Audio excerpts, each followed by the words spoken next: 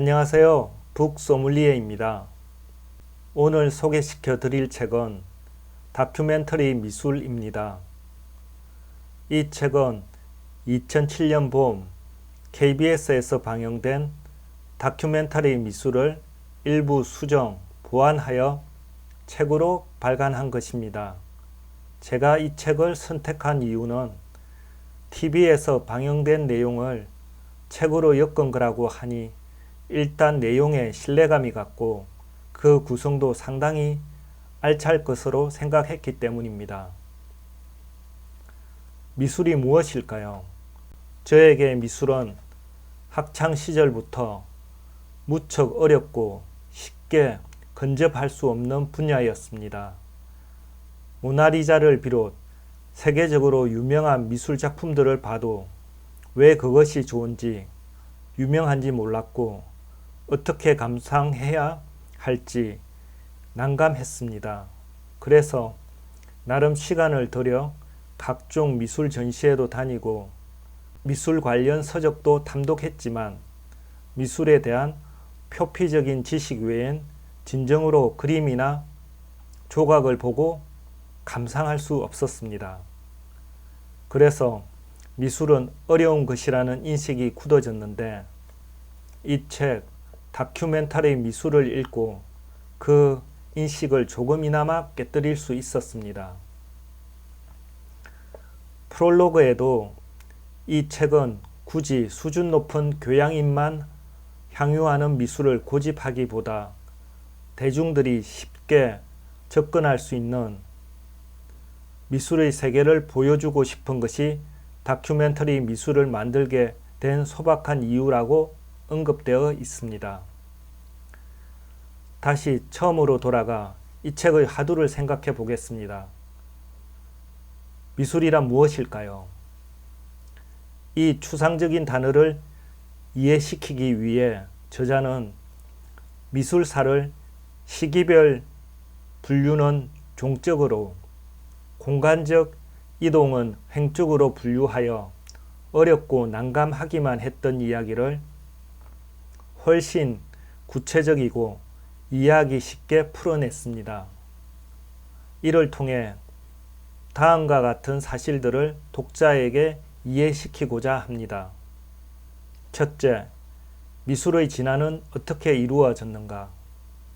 15세기 르네상스에서 21세기 현대로 이어지는 미술의 역사적 흐름을 한눈에 조망하는 데 도움을 줍니다. 둘째, 미술은 돈이다.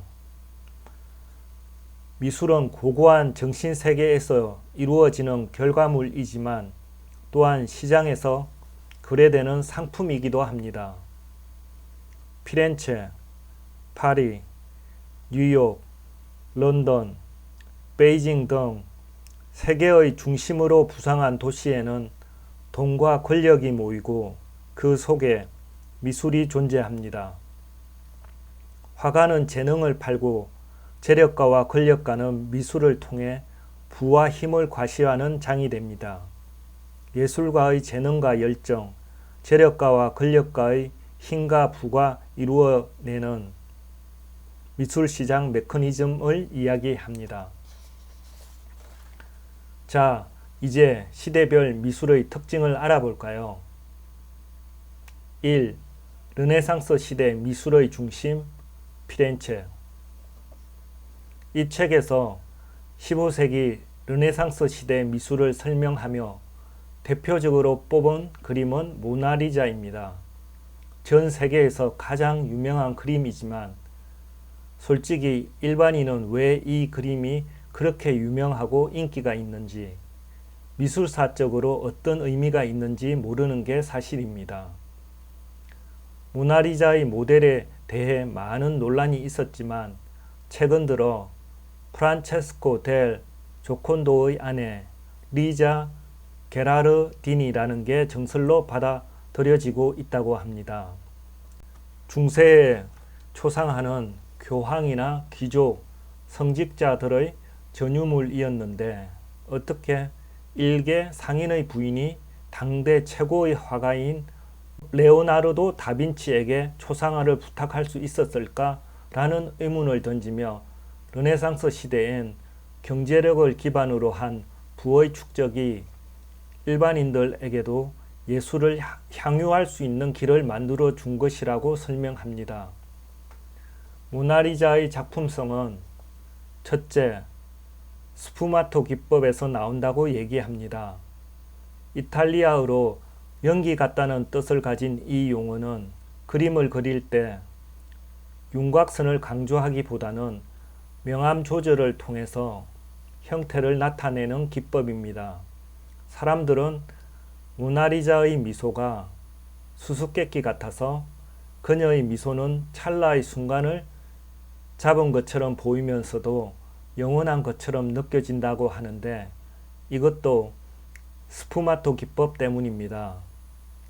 둘째, 모나리자는 그 당시에 유행하던 초상화 기법이 아닌 인물의 몸은 약간 측면을 향해 있으면서도 시선은 정면을 향하는 콘트라포스토 자세를 취하고 있습니다. 훌륭한 초상화는 모두 초상과 관람자 사이에 직접적인 감정의 교류를 가지고 있는데 바로 레오나르도 다빈치가 최초라고 할 수 있습니다.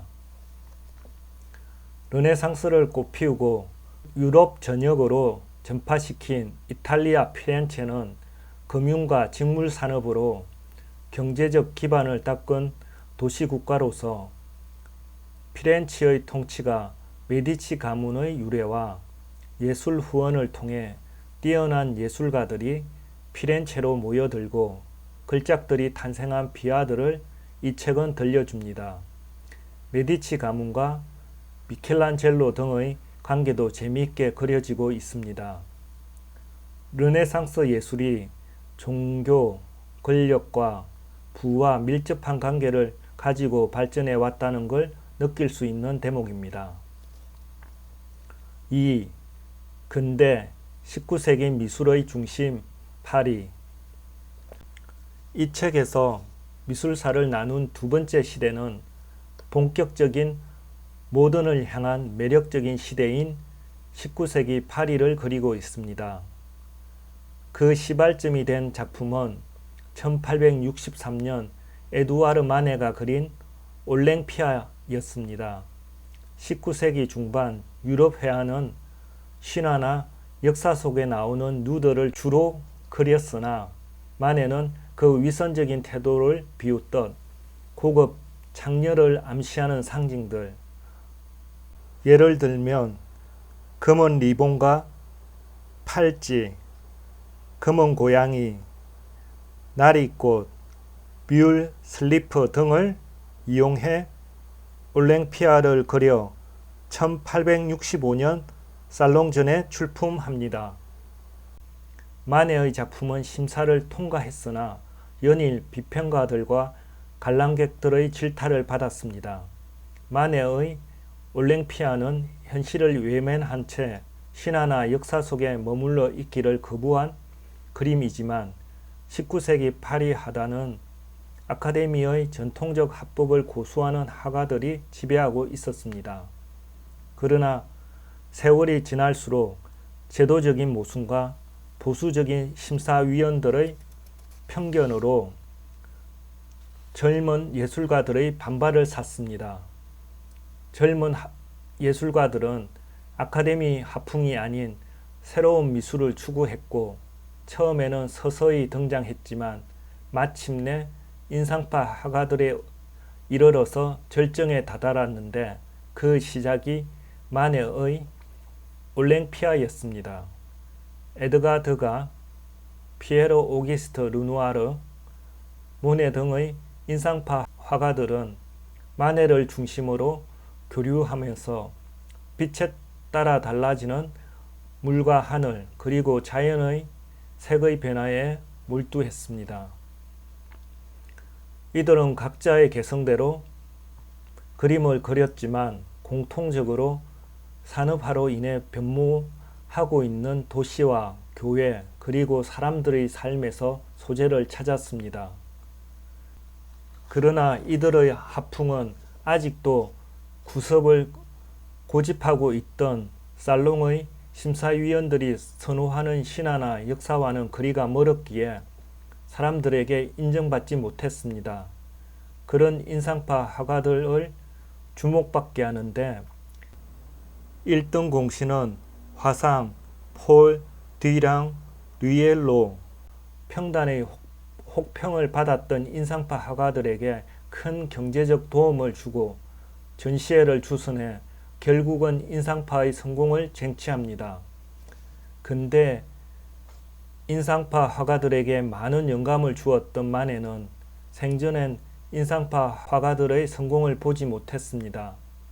사후 화상 폴 디랑 류엘과 인상파 친구들의 노력으로 경매를 개최하여 마네의 대부분의 작품을 판매할 수 있었습니다. 그러나 끝내 올랭피아만은 팔리지 않아 성공한 인상파 작가들은 직접 성금을 모금해서 마네의 올랭피아를 구입하여 프랑스 정부에 기증했고 쓰레기 같은 작품이라고 천대받았던 올랭피아는 우여곡절 끝에 루브르 박물관에 입성하게 됩니다.